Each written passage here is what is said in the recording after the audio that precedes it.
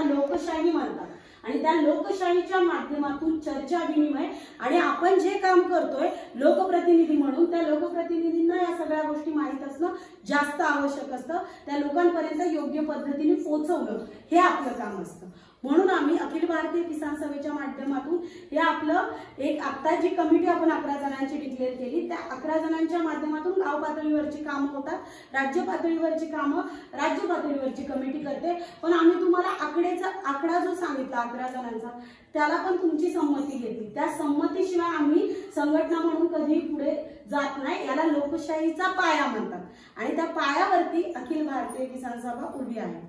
आपण जी पाणी हक्क परिषद घेतोय त्या पाणी हक्क परिषदेचा मूळ उद्देश आहे की गेल्या अनंत वर्षांपासून आपल्या भारतामध्ये मुरबाडमध्ये असेल आपल्या गावामध्ये असेल पाण्याचे प्रश्न लाखो रुपये दरवर्षी खर्च होतात किंवा अनेक वर्षानुवर्ष त्याच्यामध्ये भरडल्या जातात त्या महिला। बचत गटांना आमंत्रण आम्ही त्यासाठी दिलं होतं की पाण्याला घरामध्ये 2 हंड जरी पाणी लागलं ना ते पाणी पुरुष जाऊन आणणार नाही नदीवरून किंवा ओढ्यावरून किंवा विहिरीवरून, ते पाणी महिलांना आणावं लागतं। त्यामुळे त्या पाण्याची झळ जी आहे त्याची जी उन्हातानातून आणण्याची डोक्यावरती ओझं घेऊन येण्याची 2-2, 3-3 जुड्या घेऊन येण्याची जी आहे ती महिलांना चटका जास्त बसतो। म्हणून आम्ही बचत गटांच्या महिलांना आमंत्रित करण्यामागचं कारण ते होतं। कारण पाणी हक्क परिषदेच्या तुमच्या योजनेला 1 वर्ष झालं असेल ते सगळं असेल, पण आता ज्या पाण्याच्या संदर्भातल्या समस्या आहेत मला माहिती आहे गाव पातळीवरती दर वर्षाला म्हणजे आमच्या गावामध्ये मागच्या अनेक 20 ते 25 वर्षामध्ये आम्ही जो इतिहास तपासून पाहिला पाण्यासाठी 30 ते 40 लाख रुपये 2 ते 3 वर्षानंतर खर्च होतात। हा पैसा जातो कुठे हे आपल्याला कळत नाही।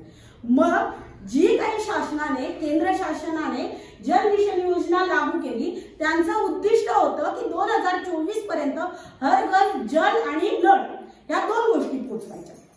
हे आपल्याला बचत गटाच्या अध्यक्ष सेक्रेटरी तुम्हालाही तुमच्या जे काही संघ असतील किंवा तुमच्या ज्या मीटिंग्स होतात तिथे सांगितलं गेलं असेल। पण मूळ मुख्य उद्देश काय आहे की याच्या माध्यमातून प्रत्येक घरातल्या प्रति व्यक्ती 55 लिटर पाणी पुरवठा झाला पाहिजे हा मुख्य उद्देश आहे।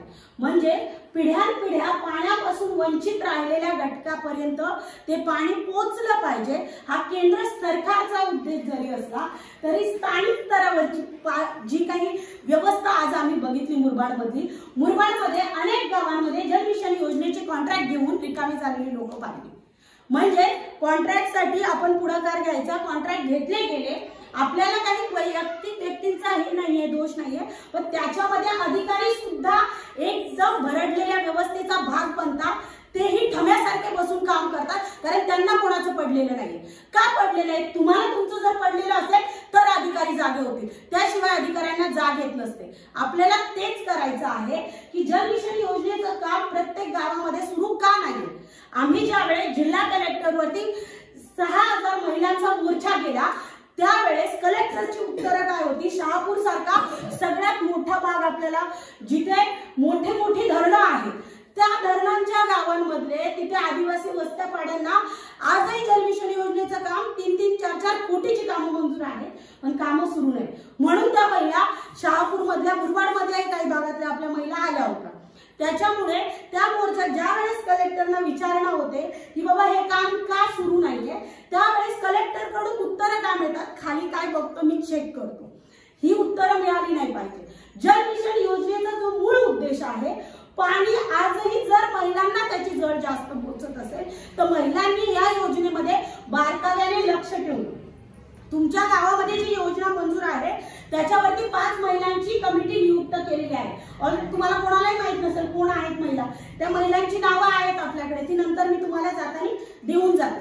त्या 5 महिलांनी आपल्या गावामध्ये चाललेल्या योजनेवरती व्यवस्थितरित्या देखरेख ठेवणं, ती योजना व्यवस्थितरित्या अवलंबन करणं हे सरपंचाचं काम असतं।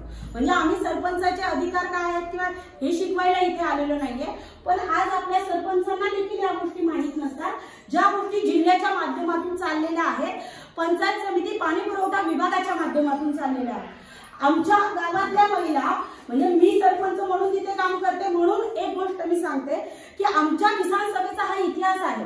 आपल्याला सहजरित्या कोणत्याही गोष्टी मिळत नसतील, तुमचा सहभाग जोपर्यंत वाढत नाही। आमच्या गावामध्ये 3 महिन्यापर्यंत पाणी नाहीये। जल मिशन योजनेचं काम 1.5 वर्षापासून प्रलंबित आहे।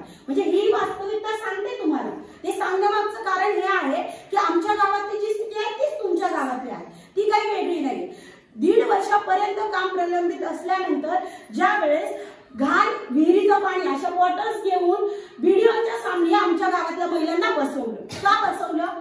तेव्हा व्हिडिओ सांगते पाणी पुरवठ्याच्या अधिकाऱ्यांना, बाबा गावात जा, काय काम चालू आहे, त्या कॉन्ट्रॅक्टराला बोलवा, तेव्हा कामाला सुरुवात होईल. म्हणजे काय आहे, यांच्या मानगुटीवर जोपर्यंत आपण बसत नाही तोपर्यंत यांना जाग येत नाही. पंचायत समिती आणि आपली ग्रामपंचायत, तुम्ही सदस्य आहात, तुमची खूप मोठी जबाबदारी आहे. त्या मागचं कारण सांगते, घाबरण्याचं कारण नाहीये. आपण सगळे एका व्यवस्थेचा जरी भाग असलो तरी ती कामं मार्गी लावणं हे आम्ही संघटनेच्या माध्यमातून शिकलेलो आहोत. त्यामुळे महिलांचं काय काम आहे, तुम्ही बचत गटाचं काम करता, पण बचत गटाचं काम करत असताना या योजनेचं काम, याच्यामध्ये जल मिशन योजनेवरती एक अधिकारी नियुक्त केलेला आहे. प्रत्येक गावासाठी वेगवेगळे अधिकारी आहेत. त्या अधिकाऱ्यांना तुमच्या गावात बोलवणं ग्रामपंचायतीच्या माध्यमातून, त्यांना बाबा काम कुठपर्यंत चालू आहे, लोकांचा काय सहभाग असला पाहिजे, लोकांनी काय केलं पाहिजे, हे लोकांना समजावून सांगणं त्या अधिकाऱ्याचं काम आहे. म्हणून आपण जल मिशन योजनेचं काम पुढे घेऊन जात असताना या इतर समस्या आहेत. अखिल भारतीय किसान सभेने लक्ष्मण भांडे मामा माझ्यापेक्षा वयाने खूप मोठे आहेत, पण अनेक दिवसांपासून म्हाडाचा प्रश्न आम्ही घेतलेला आहे. आम्हाला माहिती आहे तो प्रश्न कसा मार्गी लावायचा, कुठपर्यंत नेऊन पोहोचवायचा आणि कसा सुटेल. पण मला सांगा, कोणतीही गोष्ट 1 किंवा 2 दिवसामध्ये तुमच्या हातात मिळत नसते. त्याला एक संघर्षाचा इतिहास असतो. जमिनी गेल्यानंतर त्या जमिनी परत मिळवण्यासाठी अनेकांचे बलिदान जातात, त्यावेळेस त्या जमिनी परत मिळतात. हुतात्मे गेलेले आहेत अनेक ठिकाणी. हा इतिहास आहे भारताचा. सहजरित्या शासन तुम्हाला काही पुरवत नसतं, कारण की भारतातली शासन व्यवस्थेची अधिकाऱ्यांच्या सवयी होऊन बसलेल्या आहेत. आपण अधिकाऱ्यांना दोष देतो, पण त्या अधिकाऱ्यांना दोष देत असताना आपण ग्रामसभांना किती प्रामाणिकपणे उपस्थित राहतो, हा माझा पुढचा प्रश्न आहे. प्रत्येक गावातल्या प्रत्येक महिलेने स्वतः ग्रामसभेला उपस्थित राहून, विधवा असेल तर विधवांना पेन्शन योजना लागू आहे, मग त्या विधवेने माझ्या पेन्शन योजनेचं काय, त्याला काय काय कागदपत्र लागतात हे ग्रामसभेने मला सांगावं. निराधार असेल तर निराधारांना पेन्शन वेगळी लागू आहे, अपंग असेल अपंगांना वेगळी पेन्शन लागू आहे, तर त्याच्यासाठी लागणारी कागदपत्र यासाठी कोण काम करणार. आमच्या गावामध्ये पेसा मोबिलायझर आहे. पेसा मोबिलायझरचं काम फक्त आदिवासी जी लोकसंख्या आहे त्यांच्या पुढचं काम करणं, पण तरी पण आम्ही त्यांना मदतीला घेतो आणि गावातल्या इतर योजनांचा लाभ गावातल्या वैयक्तिक लोकांना मिळवून देण्याचं काम आपण या स्तरावरती करतो. ही पाणी हक्क परिषद म्हणजे पाण्याच्या स्तरावरती आपण का बघतोय, महत्वाचं की महिलांना त्यांचे अधिकार मिळाले पाहिजे, त्यांच्या व्यवस्थेतून काम केलं पाहिजे आणि महिलांनी सुद्धा, आणि त्यासोबत पुरुषांसाठीही वेगळ्या, जर मुलं नसतील तर मुलांना निराधार म्हणून पुरुषांना सुद्धा पेन्शन योजना लागू असते, हे माहित असलं पाहिजे. रेशनिंगच्या बाबत अनेक गोंधळ आहेत मुरबाड तालुक्यामध्ये, त्याच्यावरती आपण कधी बोलणार आहे. अनेक महिलांना ज्यांना कोणताही आधार नाही, 2, 3, 4 हजार रुपये दिल्याशिवाय रेशनिंगचं कार्ड काढून मिळत नाही. ही कुठली व्यवस्था, जे फ्री मध्ये आहे, जे आमच्या हक्काचं आहे, त्याच्यासाठी आम्हाला पैसे का मोजावे लागतात. म्हणून किसान सभा काम करते. आपल्या मुरबाड तालुक्यामध्ये तहसीलला बसलेले पुरवठा धान्य पुरवठा विभागाचे अधिकारी आहेत, त्यांच्या माध्यमातून आपण ही कामं करून घेऊया. पंचायत समिती ग्रामपंचायतीने ही कामं करावी, पण संघटना म्हणून पण आम्ही या कामांवरती लक्ष ठेवून असतो. त्यासोबत दारिद्र्य रेषेतल्या यादीतून अनेक लोकांची नावं कमी झालेली आहेत. का कमी झालेले आहेत? कारण त्यांची उत्पन्न मर्यादा वाढवलेली आहे. उत्पन्न मर्यादा साधी 2 टाकी जरी असली ना, आज 2 टाकी कोणाकडे नसते.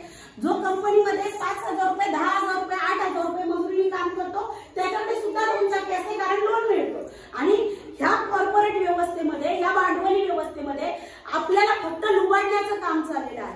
ते जर आपल्याला थांबवायचं असेल तर प्रत्येक व्यवस्था किंवा आत्ताची शासनाचा हा मेन उद्देश आहे की पाणी प्रत्येकाच्या दारापर्यंत योग्य पद्धतीने पोहोचलं पाहिजे. त्यासाठी आपण सगळेजण मिळून काम करूया. सरपंच हा कोणत्या पक्षाचा नसतो आणि बॉडी सुद्धा कोणत्या पक्षाची नसते. त्यामुळे आम्ही ज्या संघटनात्मक स्तरावरती किसान सभा म्हणून काम करतो, आम्ही त्यासाठीच ह्या गावामध्ये आलेलो आहे की बाबा आपण एकत्रितरित्या जर पुढे गेलो, आमची तुम्हाला मदत होईल, तुमची आम्हाला मदत होईल. आम्ही मदतीसाठी आलेलो आहे, मदतीचा हात पुढे करतो आपण. ग्रामसभेने तो घ्यावा, ग्रामस्थांनी किंवा ग्रामपंचायत सदस्यांनी तो घ्यावा. तुम्हाला बोलतं करणं हे किसान सभेचं काम आहे. म्हणजे मी एकटी बडबड करेन याला नेतृत्व म्हणत नाही. लीडरशिप जी असते ती खालून आली पाहिजे, कारण तुमच्यातले बोलले पाहिजेत. आमच्या मंदाताई बोलू लागल्या होत्या, पुढे येऊन बोलतात सुद्धा, 2 वाक्य सुद्धा आज इथं उभं केलं तर त्या बोलतील सुद्धा, सगळ्यांचे आभार मानतील. कारण गेल्या 2 वर्षामध्ये आम्ही महाडाच्या प्रश्नांना घेऊन किसान सभा मुरबाडच्या स्तरावरती जे काही काम करतोय त्यामागचं हे कारण आहे. म्हणून ही रचना रचना असते, ही बॉडी असते, ही पद्धत असते आणि काम करण्याची पद्धत ही 4 चौघामध्ये डिस्कस करायची नसते, तर ती सगळ्यांपर्यंत म्हणजे आपल्या गावामध्ये असलेल्या प्रत्येक घरातल्या व्यक्तीला माहित असलं पाहिजे की बाबा माझ्या ग्रामपंचायतीमध्ये काय काम चालू आहे, कसं चालू आहे, त्याच्यासाठी आपण प्रयत्न करणं. आणि किसान सभा हेच करते की प्रत्येक गावामध्ये आम्ही जाऊन पोहोचतो. करिवले गावाचे सागर यांनी